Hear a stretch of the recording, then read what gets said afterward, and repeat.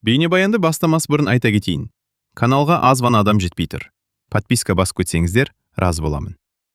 Бұл оқиға шын өмірден алынған. Жүрегіңізді тебірентетін, ойландыратын шынайы әңгімелерді осы видеодан тамашалаңыз. Айман биыл 55-ті толтырса да, өзін әлі де сергек сезінетін. Қалада өмір сүріп жүргеніне көп жыл болды. Балалары өсіп, өз өмірімен кеткен. Күйеуі бірнеше жыл бұрын қайтыс болғаннан кейін, оның өмірі біршама тынышталып қалған еді. Күнделікті жұмыс, үй, анда-санда туыстармен сөйлесу, бәрі бір қалыпты. Бір күні әпкесі телефон соқты. Айман, біраз уақыт ауылға келіп кетсеңші, денсаулығым соңғы кезде мәз емес, деді шаршаған даусымен. Айман көп ойланбады. Көптен бері туған ауылына бармаған. Бала күнгі көшелерді, таныс адамдарды сағынғанын сол сәтте ғана түсінді. 2 күннен кейін ол жолға шықты. Кешке қарай автобус ауылға кіріп келгенде, Айман терезеден сыртқа ұзақ қарап отырды. Бәрі өзгермегендей көрінді. Ескі дүкен, шаң басқан жол, мектептің алдына тұрған биік теректер. Автобустан түскен кезде оны әпкесі Гүлнәр күлімсіреп қарсы алды. Айман, келдің бе ақыры? Деп құшақтап алды. Қалайсың апа? Даусың шашаңқы естілген соң ойымдап кеттім, деді Айман. Жай ғой, жас келген соң бәрі сезіледі, деп күліп қойды әпкесі. Екеуі үйге қарай жүрді.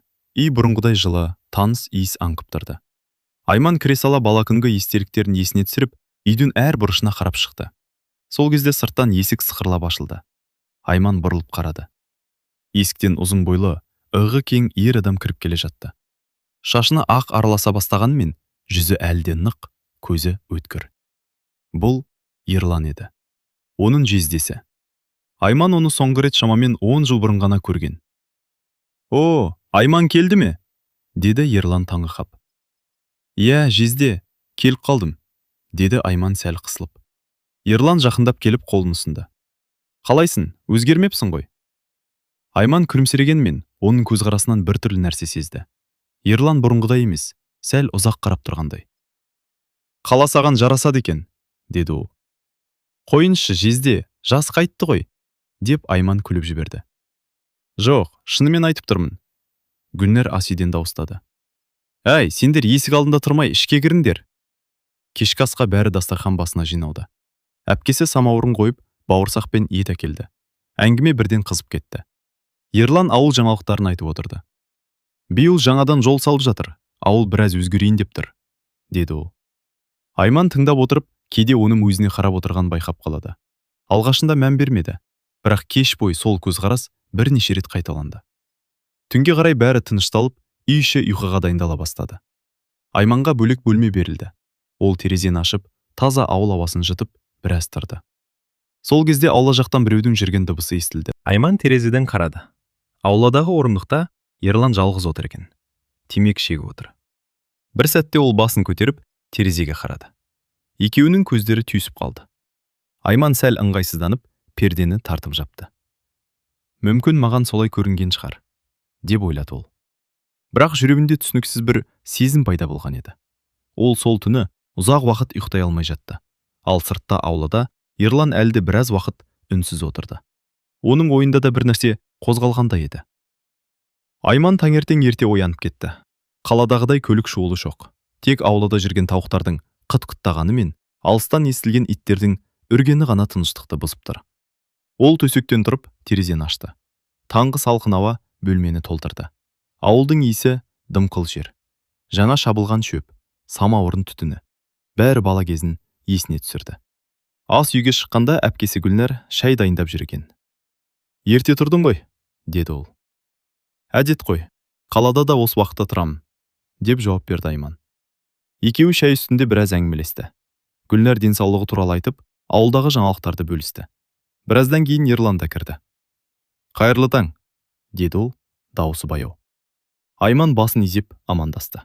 Ерлан дастарханға отырып, бір сәт үнсіз қалды. Сосын Айманға қарап, «Қала өмір қалай?» деп сұрады. «Бір қалыпты, жұмыс, үй, басқа ештеңе жоқ», деді Айман. «Жалықтырмай ма?» Айман иығын көтерді. «Кейде жалықтырады». Сол сәтте Ерлан жымия қарап қойды. Айман оның көзқарасын байқап, басқа жаққа қарады.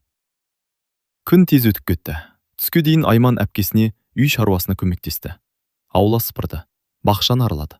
Ауылдағы қарапайым тіршілік оған бір түрлі тыныштық беретін. Кешке қарай күн салқындай бастады. Айман ауладағы орындыққа шығып отырды. Күн батып бара жатқан. Аспан қызғылт түске боялып, ауыл үстіне баяу қараңғылық түсіп жатты. Сол кезде қақпа сықырлап ашылды. Ерлан келді. Ол бірден үйге кірмей, Айман отырған жаққа бұрылды. Жалғыз отырсың ба? Деді. Иә, ауа жұтып отырмын. Ерлан орындықтың екінші шетіне отырды. Бірнеше минут екеуі үнсіз отырды. Тек алыстан сиырлардың мөңірегені естіледі. Айман, деді кенет Ерлан. Иә? Сен соңғы рет қашан көрдің? 10 жыл болды ма? Шамамен солай шығар. Ерлан басын изеді. Бірақ сен мүлде өзгермепсің. Айман күліп жіберді. Қойыңызшы, жезде. Айнаға қарап жүрмін ғой. Жоқ, шынымен айтып тұрмын. Оның даусы бұл жолы салмақты шықты. Айман алғаш рет оның жүзіне тік қарады. Ерланның көзқарасы бұрынғыдай әзіл емес, әлде қайда байсал деді. Бір нәрсе айтайын ба? Деді ол баяу. Айман сәл таңырқап қалды. Айтыңыз. Ерлан біраз үнсіз отырды. Сосын төмен қарап сөйлей бастады. Жас кезімізде сен маған ұнайтынсың. Айман бір сәтке не айтарын білмей қалды. Қалай? Деді ол абдырап. Солай. Бірақ сен жас едің. Сосын әпкеңмен таныстым. Өмір солай кетті. Айман жүрегінің соғысы жиілеп кеткен сезді. Жезде, өткен нәрсені қазбалаудың қажеті жоқ шығар, деді ол абайлап. Ерлан басын көтерді. Иә, мүмкін. Бірақ ол тағы бір сөз қосты. Бірақ кейде адам ішінде қалған нәрсені айтуы керек екен. Айман орнынан тұрды. Мен үйге кірейін. Даусы сәл қатқыл шықты. Айман. Ол тоқтады. Мен ештеңе талап етіп отырған жоқпын, деді Ерлан. Тек шындықты айттым. Айман жауап бермеді. Үйге кіріп кетті. Түнде ол тағы да ұйықтай алмады. Ерланның сөздері қайта-қайта ойына орала берді. Жас кезінде сен маған ұнайтынсың. Ол мұны не үшін айтты? Қарапайым естелік пе? Әлде басқа мағына бар ма? Айман төбеге қарап ұзақ жатты. Ал ауылда тағы да біреу жүргендей дыбыс естілді. Бұл жолы ол терезеге қарамады. Бірақ жүрегі бір түрлі мазасыз күйде еді. Өйткені бұл әңгіме енді жай кездейсоқ сөз емес екенін ол іштей сезе бастаған. Айман үшінші күн таңын тағы да ерте қарсы алды. Бірақ бұл жолы ол сергек емес еді. Түнде бірнеше рет оянып шықты. Ерланның кешегі сөздері санасынан кетпей қойды. Жас кезінде сен маған ұнайтынсың. Бұл сөздер жай естелік сияқты естілгенімен, оның айтқандағы көзқарасы мүлде басқаша еді. Айман ас үйге шыққанда әпкесі әлдеқашан оянып, самауырын қойып қойған екен. Ұйқың қалай деп сұрады Гүлнәр. Жақсы, деді Айман қысқа ғана. Ол жездесімен көз түйістірмеуге тырысты. Бірақ дәл сол кезде Ерлан да ас үйге кіріп келді. Қайырлы таң, деді ол. Айман жай ғана басын изеді. Дастархан басында әңгіме аз болды. Ерлан көбіне үнсіз отырды. Бірақ Айман оның кейде өзіне қарап отырғанын тағы да сезіп отырды. Түстен кейін Гүлнәр кенеттен: Айман, мен ауданға барып келуім керек, дәрі алуым керек, деді. Мен барайын ба, деді Айман. Жоқ, өзім-ақ барып келем. Сен үйде демалып отыр. Ерлан да сол жерде отыр еді. Мен де мал қарап келейін, деді ол. Біраздан кейін Гүлнәр көлікке отырып кетіп қалды. Айман үйде жалғыз қалдым деп ойлады. Ол ас үйді жинап, сосын аулаға шықты. Бақшадағы гүлдерді қарап жүрді. Күн жылы, жел жеңіл соғып тұр. Бір кезде артынан аяқ дыбысы естілді. Айман бұрылып қарады. Ерлан екен. Сен кетіп қалмадыңыз ба, деді ол таңырқап. Маусыларға тапсырма беріп келдім, деді Ерлан. Ол қолын қалтасына салып, Айманға жақындап келді. Ауыл ұнап жатыр ма? Ұнайды, тыныш. Қалада мұндай тыныштық жоқ шығар. Иә, жоқ. Екеуінің арасында тағы да қысқа үнсіздік орнады. Айман өзін бір түрлі сезіне бастады. Мен үйге кірейін, деді ол. Ол бұрылып жүре бергенде Ерлан дауыс шықты. Айман, кеше айтқан сөзіме ренжіп қалдың ба? Айман тоқтады. Жоқ, жай ғана күтпеген сөз болды. Бірақ ол шындық. Айман терең дем алды. Өткен нәрсені қозғаудың қажеті жоқ, жезде. Неге? Айман жауап бермеді. Сол кезде Ерлан тағы бір қадам жақындады. Кейде адам өмірінде айтып үлгермеген нәрселер болады. Айман оның тым жақын тұрғанын байқады. Жүрегі сәл тез соға бастады. Бұл дұрыс әңгіме емес, деді ол. Ерлан оның көзіне қарап тұрды. Неге дұрыс емес? Өйткені сіз менің әпкемнің күйеуісіз. Бұл сөздерден кейін біраз уақыт үнсіздік орнады. Ерлан ақырын басын изеді. Иә, солай. Бірақ ол кетпеді. Айман алғаш рет оның көзінде әлдебір күрделі сезімді көрді. Бұл жай әзілде емес, жай естелікте емес еді. Сол кезде алыстан көлік дыбысы естілді. Гүлнар қайтып келе жатқан сияқты. Айман бірден жеңіл дем алды. Апа келді, деді ол. Ерлан да қақпа жаққа қарады. Иә, бірақ оның даусында бір түрлі өкініш бар сияқты еді. Айман үйге кіріп кетті. Жүрегі әлі де тынышталар емес. Себебі ол бір нәрсені анық түсінді. Бұл жағдай жай әңгіме емес. Ерланның мойнында басқа нәрсе бар. Ал ең қорқыныштысы, Айман не істеу керегін әлі өзі де білмейтін.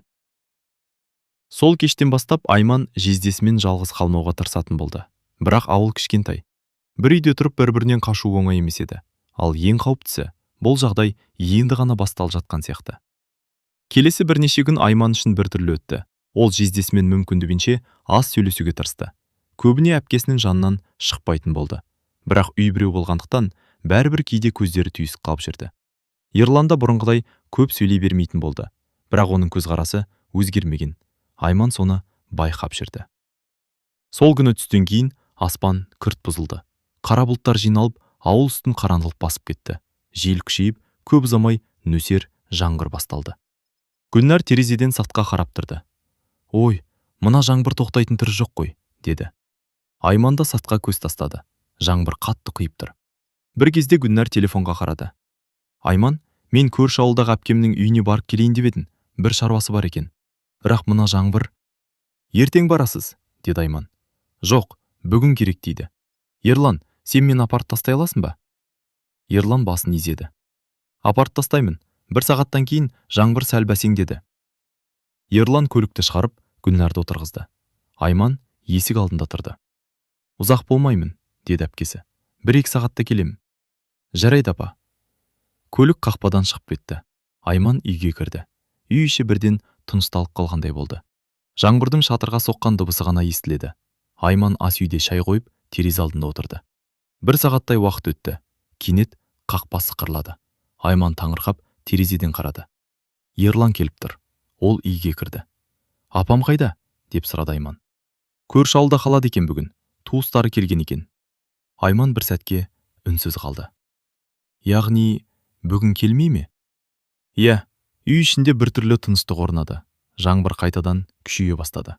Айман шай құйды. Шай ішесіз бе? Ішемін.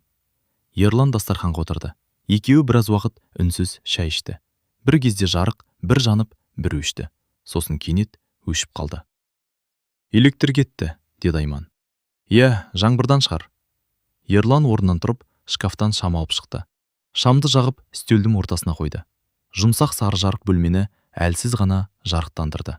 Сол жарықта бөлме мүлде басқаша көрінді. Айман шам жарығында Ерланның өзіне қарап отырғанын байқап қалды. Неге қарап отырсыз? Деді ол. Ерлан жымиып қойды. Бір нәрсе айтайын ба? Айман үндемеді. Сен келгеннен бері үйдің іші өзгеріп кеткен сияқты. Қалай? Тірі сияқты. Айман сәл ыңғайсызданып кетті. Жезде, мұндай сөз айтпаңыз. Неге? Өйткен дұрыс емес. Ерлан бір сәт үнсіз қалды, сосын баяу сөйледі. Айман, мен шын айтып тұрмын. Айман орнынан тұрды. Мен бөлмеме барайын. Ол бұрылып кетпек болғанда Ерланның даусы шықты.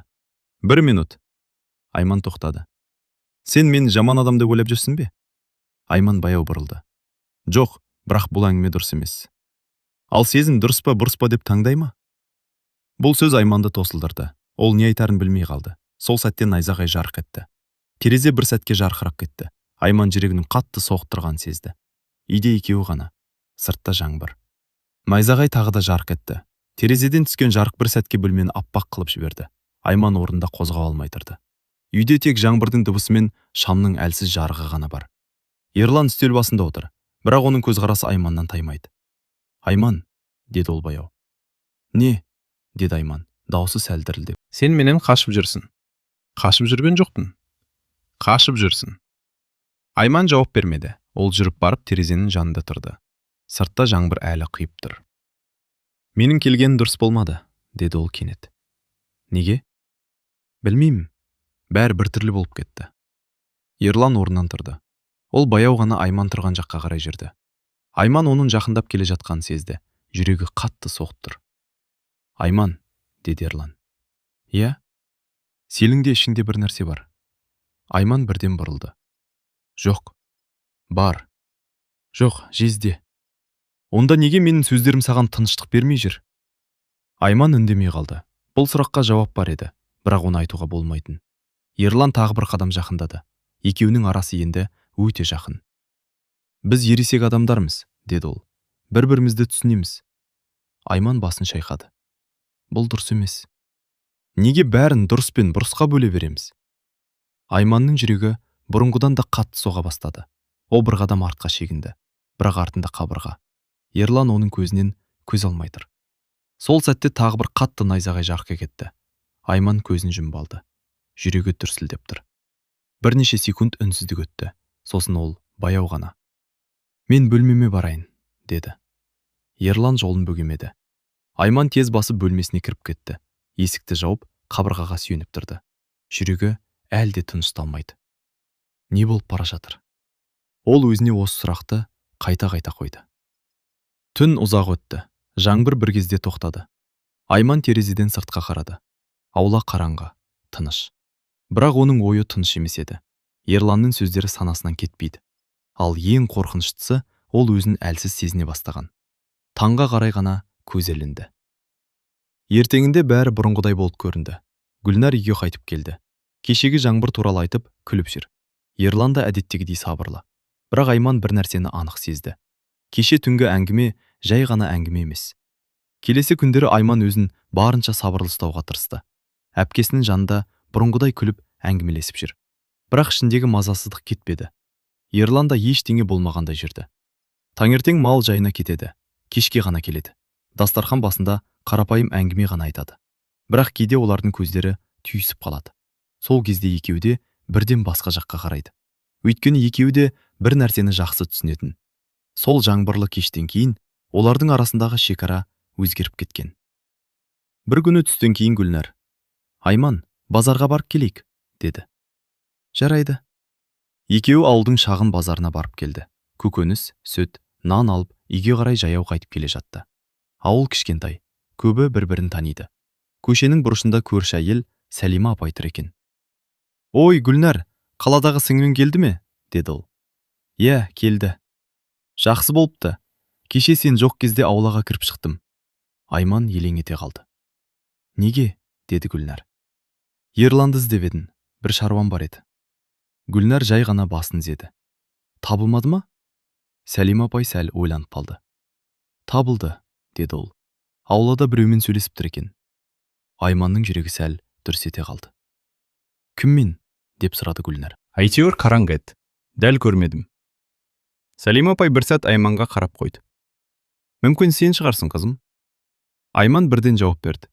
Иә, мен болармын. Гүлнар күліп жіберді. Иә, Айман ғой. Біз үйде болмадық қой. Сәлима апай да басын изеді. Иә, сол шығар. Бірақ оның көзқарасында бір түрлі күмән бар сияқты еді. Айман бұл әңгімені тез аяқтағысы келді.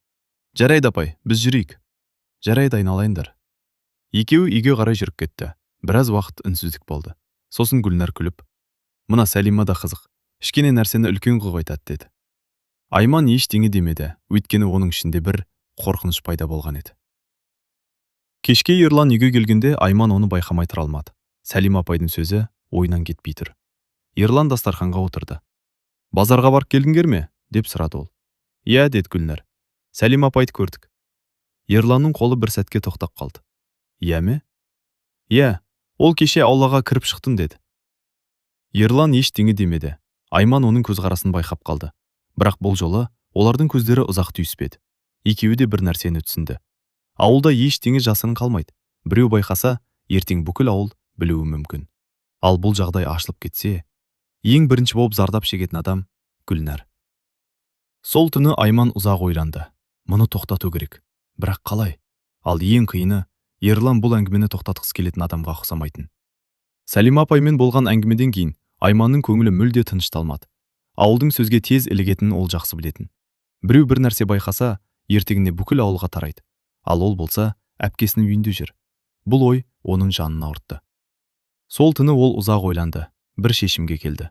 Бұл әңгімені тоқтату керек. Ерланмен ашық сөйлесу керек. Келесі күні түстен кейін Гүлнар көрші үйге кеткен.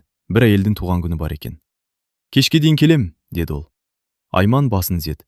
Үй тағы да тынышталып қалды. Айман аулаға шығып, бақшаның жанындағы орындыққа отырды. Күн ыстық, бірақ оның ішіндегі салқындық кетпейді. Біраздан кейін қақпа ашылды. Ерлан кірді. О бірден Айман отырған жаққа қарады. Айман орнынан тұрды. Жезде, сізбен сөйлесуім керек. Ерлан сәл таңырқап қалды. Тыңдап тұрмын. Мұнда емес, үйде. Екеуі үйге кірді. Ас үйге барып, үстелдің екі жағына отырды. Айман керең дем алды. Мен бұл әңгімені жалғастырғым келмейді. Ерлан үндемей тыңдап отыр. Қай әңгімені, деді ол. Сіз жақсы түсініп отырсыз. Бірнеше секунд үнсіздік өтті. Сен кешегі сөздер үшін айтып отырсың ба, деді Ерлан. Иә. Неге? Айманның даусы қатайып шықты. Өйткені бұл дұрыс емес. Тағы да сол сөз. Өйткені солай. Айман алғаш рет даусын көтерді. Сіз менің әпкемнің күйеусіз. Бұл үй әпкемнің үйі, ал мен оның сіңлісімін. Ерлан столға қарап отырды. Мен ештеңе істеген жоқпын. Бірақ сіздің сөздеріңіз бәрін өзгертіп жіберді. Ерлан басын көтерді. Сен де бәрін сезіп отырсың. Айман бірден жауап берді. Жоқ. Айман, өзіңді алдама. Мен өзімді алдап тұрған жоқпын. Ол орнынан тұрып кетті. Мен ертең қалаға кетем. Бұл сөз Ерланға күтпеген сияқты болды. Не? Иә, осымен бәрі бітеді. Ерлан да орнынан тұрды. Қашып кетпекшісің бе? Мен қашып жатқан жоқпын. Мен дұрыс нәрсе жасап жатырмын. Ерлан біраз үнсіз тұрды. Сосын баяу ғана. Ал егер мен сені жібергім келмесе ше? Айман оның көзіне қарады. Бұл сіздің шешіміңіз емес. Айман. Жоқ, Жезде. Бұл жерде тоқтау керек. Үй ішінде ауыр тыныштық орнады. Сол кезде сырттан қақпа дыбысы естілді. Гүлнар келді. Айман бірден орындыққа қайта отырды. Ерлан да ештеңе болмағандай түр көрсетті. Бірақ екеуі де бір нәрсені түсінді. Бұл әңгімені жай ғана тоқтату оңай болмайды. Өйткені айтылған сөздер енді кері қайтпайды. Ал Айман ертең кетемін деп шешкенімен, сол кеште үй іші бұрынғыдай көрінгенімен, Айманның ішінде бәрі өзгеріп кеткен еді. Ол шешімін қабылдап қойған. Ертең қалаға кетеді. Гүлнар кешкі ас дайындап жүріп, әдеттегідей сөйлесіп отырды. Айман, сен келгеннен бері үйіміз жанданып қалды. Тағы біраз тұрсаңшы. Бұл сөз Айманның жүрегіне ауыр тиді. Апа, мен ертең қайтайын деп отырмын, деді ол. Гүлнар таңырқап қалды. Неге? Жаңа ғана келдің ғой. Қалада жұмыстар бар. Гүлнар басын шайқады. Жарайды, өзің білесің. Ерлан дастархан басында үнсіз отырды. Бірақ Айман оның бұл сөзді естігенін байқап отыр. Түнге қарай бәрі ұйқыға жатты. Айман чемоданын шығарып, заттарын жинай бастады. Киімдерін бүктеп салып жатыр. Ол тезірек кеткісі келеді. Бір кезде есік баяу қағылды. Айман тоқтап қалды. Кім? Деді ол. Мен. Бұл Ерланның даусы еді. Айман есікті ашпады. Не керек? Сөйлесейік. Айтатын ештеңе жоқ. Есік сыртында үнсіздік орнады. Сосын Ерлан тағы да сөйледі. Сен шынымен кетіп бара жатырсың ба? Иә. Неге? Айман ашуланып кетті. Есікті ашып жіберді. Өйткені бұлай жалғаса алмайды. Ерлан есік алдында тұр екен. Біз ештеңе жасаған жоқпыз. Бірақ бәрі соған жақындап бара жатыр. Айманның даусы қатты шықты. Сіз не істеп жатқаныңызды түсінесіз бе? Ерлан үндемеді. Бұл әпкемнің үйі, ал сіз оның күйеусіз. Айманның көзіне жас келіп қалды. Сіз неге бұлай істеп отырсыз? Ерлан баяу жауап берді.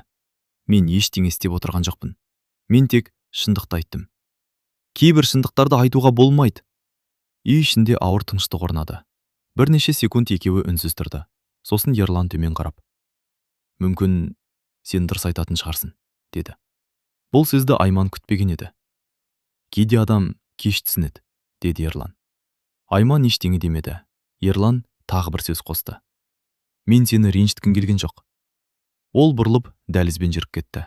Айман есікті жайлап жапты. Жүрегі ауырлап кеткен. Ол төсекке отырып қалды. Бұл жанжал бәрін аяқтағандай көрінді.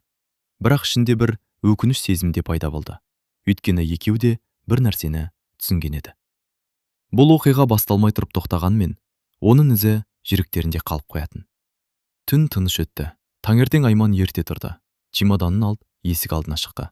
Күн жаңа ғана көтеріліп келе жатыр. Аула тыныш. Бірақ оның жүрегі ауыр. Ол бұл үйден кетіп бара жатыр. Айман чемоданын көтеріп есік алдында тұрды. Таңғы күннің жұмсақ жарығы ауыл үйін жарқыратып тұрды. Көшеде тыныштық. Тек алыстан сиырлардың мөңірегені естіледі. Ол соңғы рет үйге қарап қалды. Сол жерде өткізген бірнеше күн ішінде жүрегінде жасырын бір сезім пайда болғанын түсінді. Бірақ оны мойындауға еркі жоқ еді. Ол бұл сезімнің дұрыс еместігін жақсы түсінетін. Сол кезде артынан баяу қадамдар естіледі. Айман бұрылды. Ерлан есік алдында тұр. Айман, деді ол. Сен шынымен кетіп барасың ба? Иә, деп жауап берді Айман. Бұл дұрыс шешім. Ерлан үнсіз тұрды. Содан кейін баяу ғана. Мен саған кедергі жасамаймын. Бірақ бір нәрсені білгім келеді. Сен де мені ұмытпайсың ба? Айман көзін жерге түсірді. Бір сәт үнсіздік. Оның жүрегі дүрсілдеп, біраз уақыттан бері құпияда тұрған сезімін жасырғанын өзіне мойындады. Иә, бәлкім ұмытпаймын, деді ол ақырын. Бірақ біз дұрыс жолдан тайып кетпеуіміз керек. Ерлан басын изеді. Оның көзде біртүрлі жылылыққа толды, бірақ ешқандай қадам жасамады. Айман чемоданын көтеріп, соңғы рет үйге қарап қалды. Содан кейін ауыл жолына шықты. Әр қадаммен ол өткен күндерді есіне түсіріп, өзіне сабақ алды. Өмір кейде қиын таңдауларды талап етеді, бірақ кейде дұрыс шешім жүректің сезімін шектеу арқылы табылады. Автобус келе жатыр еді. Айман отырғанда артқа қарады. Ерландың үйдің қақпасынан оны бақылап тұрғанын көрді. Көздері кездесті. Бұл бір қарапайым көрініс сияқты болса да, Айман үшін мәңгілік естелікке айналды. Автобус қозғалды. Айман өз ішіндегі сезімді жеңіп шықты, бірақ жүрегінде бір жылы жасырын із қалды. Өмір жалғасып жатыр, ал ол енді жаңа таңға дайын еді. Осылайша әркім өз таңдауын жасайды. Кейде сезімдерді ұстап тұру, кейде жүректі босату. Бұл өмірдің өзі.